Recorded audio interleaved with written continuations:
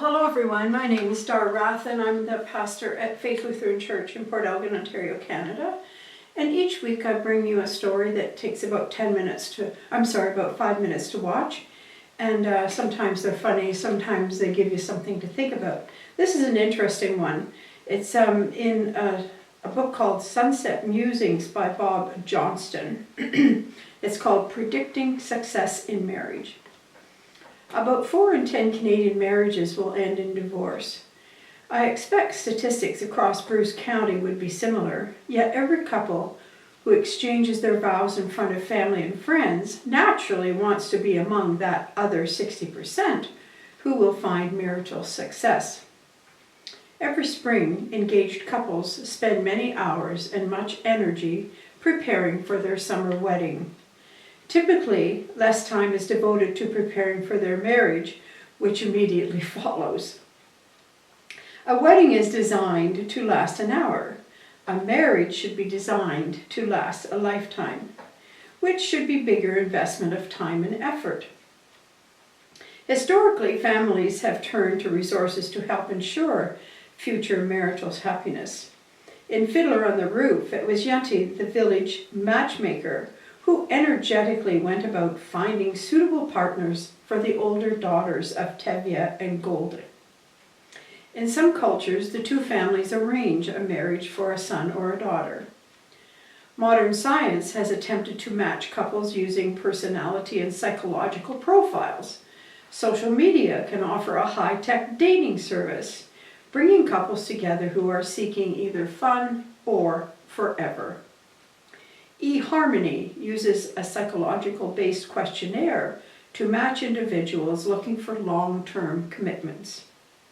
A recent television series on A&E, Married at First Sight, provides a much more radical approach.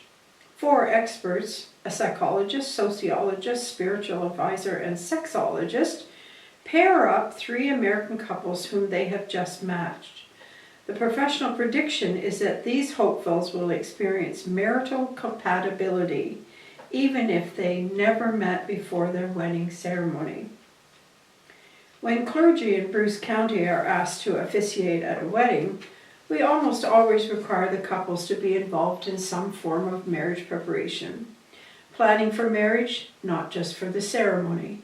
There are 3 approaches to preparing couples for a commitment life together: an unstructured meeting with the clergy person to talk about the meaning of marriage and generally discuss their relationship, a course for couples where they will hear presentations by older married couples and or by experts in the fields of family planning, finance, communication, parenting, problem solving, and other relevant topics.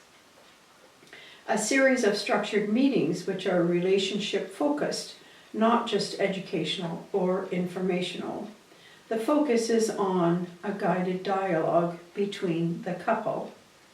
Well, let me tell you, my husband and I taught marriage preparation courses for 10 years.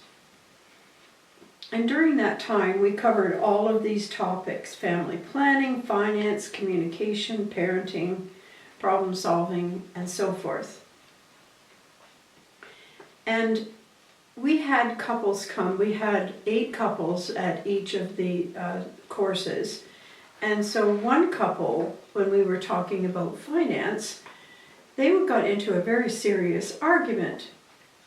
Their wedding invitations had already been sent out, but the argument was about having her own bank account and not having a joint bank account. And the argument became so heated and so definite that they actually decided to cancel their wedding, which in fact was probably a good idea if they were going to be, they could not agree on this particular fact. Another young couple also got into a bit of a discussion, a heated discussion, about having children. The man wanted to have 6 children, and the woman, the bride-to-be, said, no, there's no way that this body is going to have 6 children.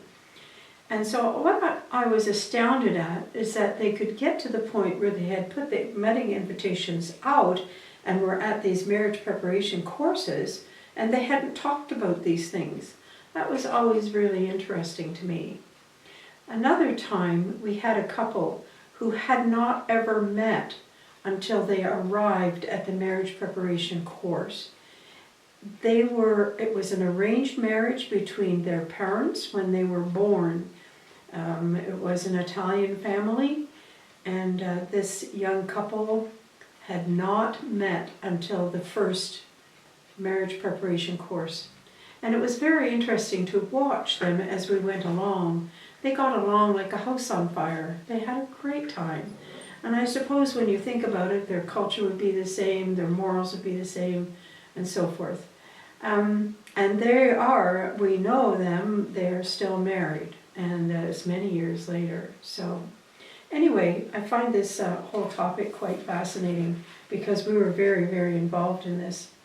So goes on, Bob Johnston says, 20th century studies which predicted marital success often focused on 4 concerns: marrying too young, being pregnant, marrying too soon, and lack of education. Reassuringly, even these so-called shotgun weddings frequently evolved into loving, lifelong, compatible marriages. The experts are not infallible. Contemporary research is more sophisticated and tends to focus on patterns of communication. Whether in bed or buying a car, couples need talking and listening skills to achieve shared intimacy, a workable partnership, ongoing friendship, and a satisfied happiness.